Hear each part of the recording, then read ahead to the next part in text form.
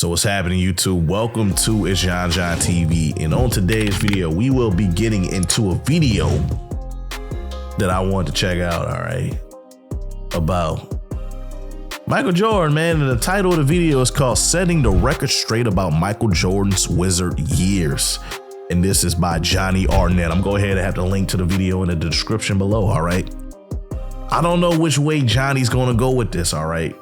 I don't think Michael Jordan had great years in Washington, all right?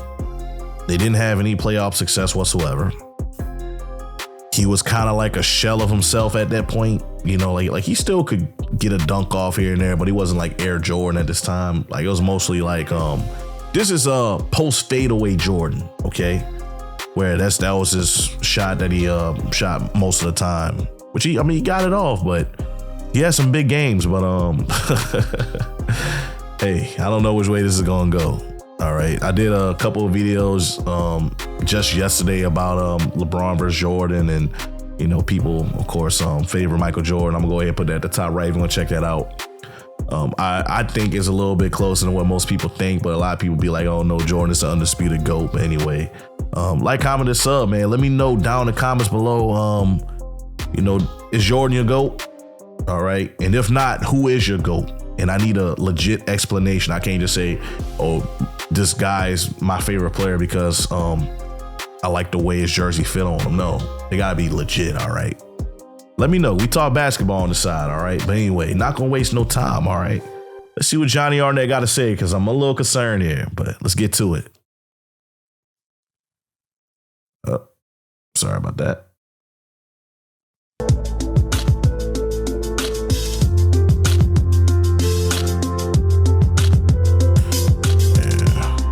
His intro a little bit.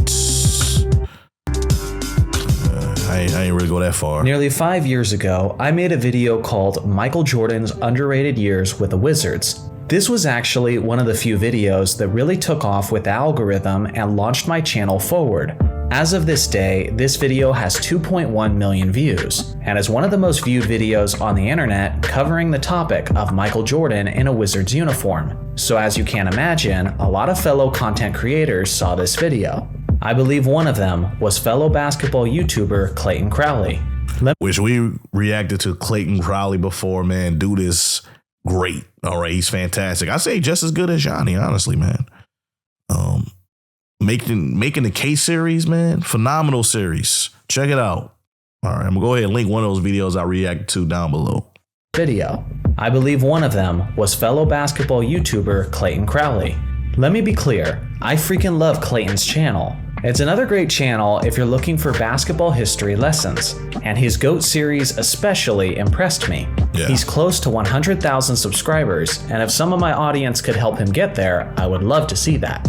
Now, with all of this being said, I freaking hate YouTube drama. I just don't enjoy engaging in silly disputes on the internet.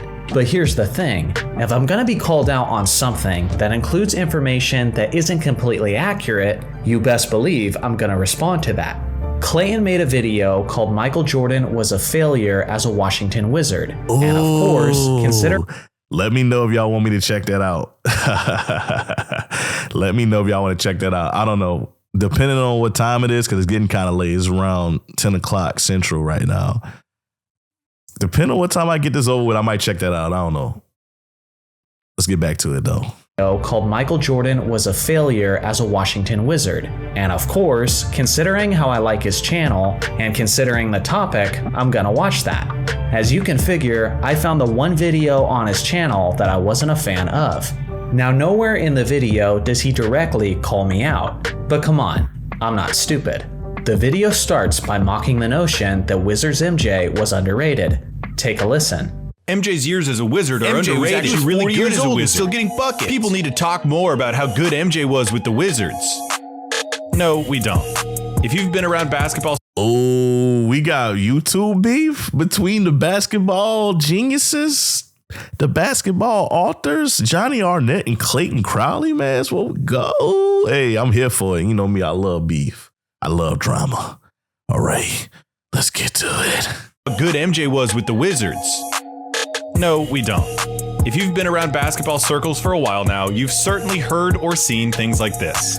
Bad chemistry, a losing record, and organizational dysfunction that led to Jordan getting fired. Yeah, that sounds underrated to me. Not only is the video continuously mocking the title of my past video, but he's also being condescending while doing it. He indirectly implies that I'm dumb. His exact points in the video seem to be direct responses to my points, and he closes his video by stating that MJ's Wizards years do absolutely nothing to support his GOAT argument, which is the complete opposite of the point I made to close my video. Not gonna lie, I was feeling pretty called out. I wasn't annoyed that someone decided to disagree with me, but I was annoyed that someone decided to mock me for something that they clearly lacked the context of. Today, I'm providing my response. Now, some people imply this track loading. Today, I'm providing my response. Now, some people imply that defending Michael Jordan's Wizards years is something that only Jordan stans do, and I can't stand that narrative because, for one, I'm not a Michael Jordan fan. You know what my favorite part about Jordan's Wizards stint was? It was when Kobe Bryant dropped 55 on his old ass. Why? Because I'm a Kobe fan. With that being said, I watched many of the Wizards games those seasons, and I was following closely the inner workings of the organization. If LeBron James retired today and returned to basketball a few years later, trust me, you all would be paying attention, whether you like him or not. So it's not like I'm just some guy who's glazing over Jordan's numbers in hindsight. No, I watched those seasons closely because I'm old enough to have done that. Now let's take a look at Jordan's 2 seasons in Washington at Johnny saying, man, Clayton just a baby? Oh, I don't know. What are you saying, Clayton? Oh, I'm sorry about Clayton. I'm sorry. Let's get back to it, though. I like this. I like this energy. Jordan's numbers in hindsight. No, I watched those seasons closely because I'm old enough to have done that. Now let's take a look at Jordan's 2 seasons in Washington at a surface level. This was the numbers he put up in the 2002 season and in the 2003 season, and these were the records that his teams finished with. Now, by simply looking at these results without knowing any of the further details, you could draw some harsh conclusions about Jordan's time in Washington. Here's yet another clip from Clayton's video. The Wizards improved by 18 games when Jordan joined the Wizards and finished a sterling 37-45 and missed the playoffs. And sure, he got injured and missed the end of the season, but even if they'd finished at the 500 rate they were winning at when he was healthy, they would have still missed the playoffs. Wow. So immediately, this statement is objectively incorrect in several ways, and it blows my mind how many people don't know these details about Michael Jordan's season. The Wizards were not winning at a 500 rate and on track to miss the playoffs when Jordan was healthy. Not even close. This was the play where Jordan sustained the injury that would end his season. This accident occurred on February 7th, 2002, and it tore Michael Jordan's meniscus. The thing is, this wasn't the last game he played that season, as Michael Jordan was actually so crazy that he played another 14 games with a torn meniscus before he had to keep getting his knee drained of fluid because the inflammation from the torn meniscus. But that is true. And I did state that in the last video on that topic. So crazy that he played another 14 games with a torn meniscus before he shut his season down to have surgery. Because Michael was so stubborn and decided to play another 14 games with a torn meniscus, he actually tanked his averages that season, as he was only a limping shell of what he was before the injury. These were Jordan's averages before the meniscus tear, and these were his averages afterwards. Ooh. As you can see, they're not even close to being the same player. Yeah. Yet people lump it all together as if he was healthy until he played his final game that season. Like I said, when Jordan tore his meniscus, the Wizards were not on a 500 pace, but they actually had a 26-21 record and were sitting in the 5th spot in the Eastern Conference, comfortably on their way to the NBA playoffs. If the Wizards had continued their 20... All right, Johnny, hey, go ahead, educate us, bro. Educate us, man. Come on, bro. I'm here for it. Comfortably on their way to the NBA playoffs. If the Wizards had continued their 26-21 rate, they would have finished with 45 wins on the season. That's not just a great improvement over the previous season, but statistically, that would have been one of the top 10 greatest season-to-season improvements that the league has ever seen, which was under the leadership of a 38-year-old player fresh out of retirement. Even that doesn't tell the whole story either. The Wizards started that season with a 2-9 record, as the chemistry adjustments were massive due to the new acquisition of Michael Jordan and due to the new head coaching of Doug Collins. With that being said, the Wizards were getting better as the season went along, and saying that they were starting to hit their stride would be a massive understatement. Richard Hamilton was the Wizards' second best player that season, but he had been frequently on and off the court due to injuries. Once he had become more available, Washington was rolling. In the last 15 games leading up to the injury, where both Jordan and Hamilton played, the Wizards were on a 15-1 streak. I repeat, they were on a 15-1 streak when both of these guys played leading up to the injury. Not only were they conservative, and I stand corrected. They educators, Johnny. I'm here for it, dog. I'm here for it. Both of these guys played leading up to the injury. Not only were they conservatively and statistically on their way to 45 wins, but based on their momentum, they were on their way to much more. Now in the video, Clayton scoffs at the idea of Michael being considered as one of the best players in the game at the time. If you feel that way too, consider this. Between these dates and the final 10 games leading up to his injury, Jordan put up these averages. Here are his averages compared to the other best perimeter players in the league during... I'm here for it, Johnny. I'm here for it. Hey, educators. Educators, man, because, hey, you doing a deep dive right now, bro, because a lot of us, we did not look. And me, I ain't gonna lie to you. I looked at the stats. I looked at the record. I put it all together. And just the fact that, look at this. All right. Kobe Bryant, probably the best point guard that year. Not point guard, best shooting guard that year. McGrady, Carter, Iverson. That's the best. Well, Iverson has some pretty good stats, just bad efficiency. But man, that's your best two guards in the league right there. And Jordan he had better stats all around the board, except for Iverson averaging more points. But he did it on high efficiency, which Kobe is right there with efficiency. Slightly better, but hey, that's impressive, man. Same dates. This is compared to the other best perimeter players in the league during those same dates. This wasn't empty stats. The Wizards were in the heat of a playoff race and went 7-3 over those 10 games. And before you even think about suggesting it, that stretch wasn't against weak competition either, as 6 out of those 10 games were against playoff teams. Jordan wasn't only playing great at the time he tore his meniscus, but he was legitimately playing on the same level as the best perimeter players in the league, if not better. Here's another clip from Clayton's video, but this time looking at it from a different angle. And yeah, the Wizards improved defensively, but to cite a single player, even Michael Jordan, as the sole reason for that improvement is a gross oversimplification that borders on irresponsible.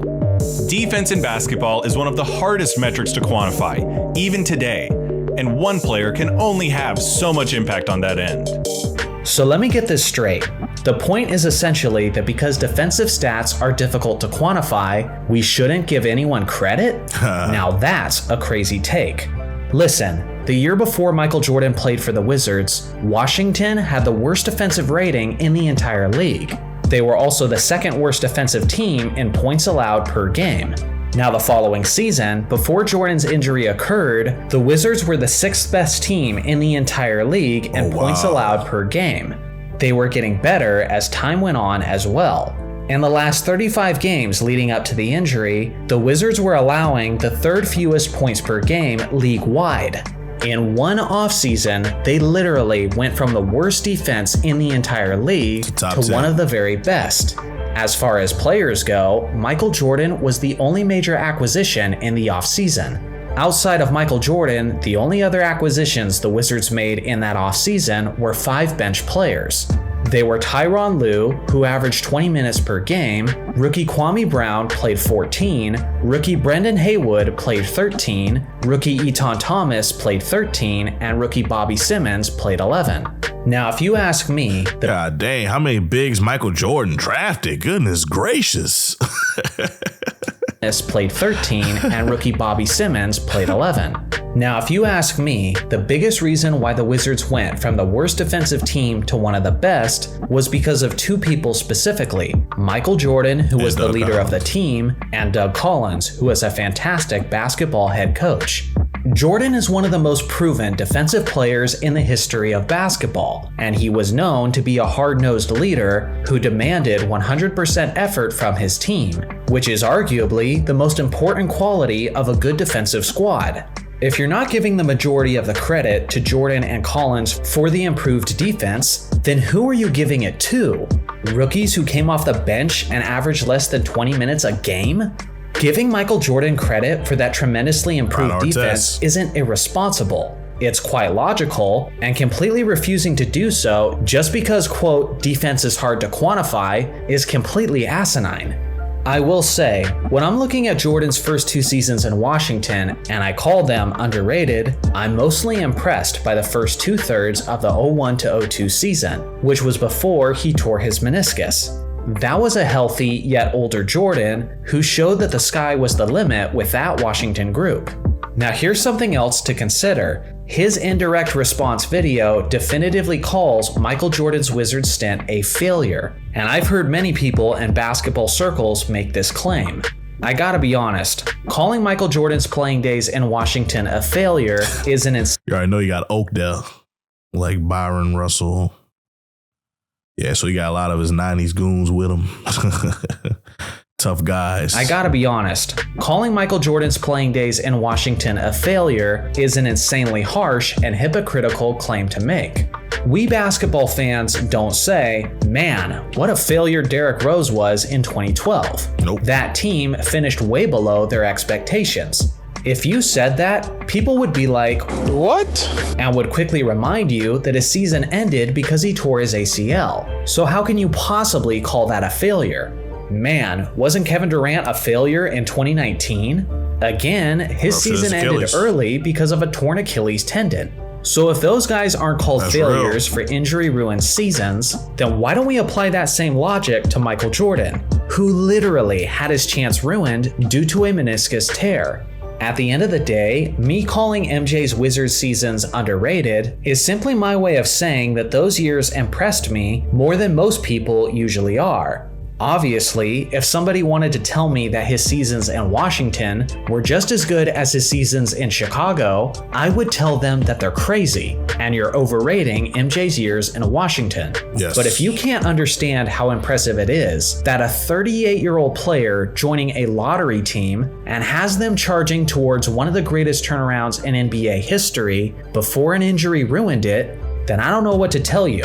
It's certainly not the main course of his GOAT-worthy resume, but if you don't consider that a nice little cherry on top for the argument, then you're simply not paying attention and appreciating the details. So what do you guys think? How would you describe Jordan's Wizards years in your own words? Let me know in the comments section below. Thanks for watching as always. Make sure to like and subscribe for more basketball content, and I'll see you guys in the next video. That was beautiful. That was magnificent, man. Great work, Johnny. Educate. Man, shots fired. Clayton Crowley. And I want to check this video out, man. It's 13 minutes, man, but it's getting kind of late. I might do that tomorrow. I don't know, man. Let me know down in the comments if you want me to check out Clayton Crowley's video on Michael Jordan. I kind of want to watch that now, all right? Because Johnny Arnett made some great points. Like, you cannot... And whenever I made my comments, Nick Wright, an analyst, he made a statement in the video, which I agree with. Like, are we just going to, not count Jordan's years with Washington to the total GOAT debate? And it's like, if you look at it, yeah, Jordan was 38 with the Wizards, but LeBron James was still dominating at 38. He's dominating now at 40. 4-0. And, you know, he just sustained an injury in the playoffs, but like he had a relatively healthy season at 40. So, you know, if you look at the comparison between the two, like of course, LeBron's later years are aiding in his GOAT's resume compared to, you know, the way Michael Jordan did, because he did tear his meniscus and it, you know, plummeted his statistics, like Johnny Arnett just noted out to us. So I don't know, man. Let me know down in the comments what you think, man. I mean, that was my little take on that situation. And I had to kind of do more research with that. Of course, Jordan did follow that up. He wasn't really starting a lot the following season, which, you know, that was his goodbye tour. You know, he announced he was retiring and all that stuff. And, you know, he didn't really start a lot. You know, he was just kind of, you know, just giving a little farewell tour for real this time, because he didn't really do that when he left Chicago. But anyway, check out one of these other videos, man. Let me know down in the comments if you want me to get to that Clayton Crowley video. I might do it. I don't know. Tonight, I don't know. It's getting kind of late. I ain't going to be able to do it tonight. But anyway, appreciate you checking out this video. Like, comment, sub. Love you. Catch you on the next one.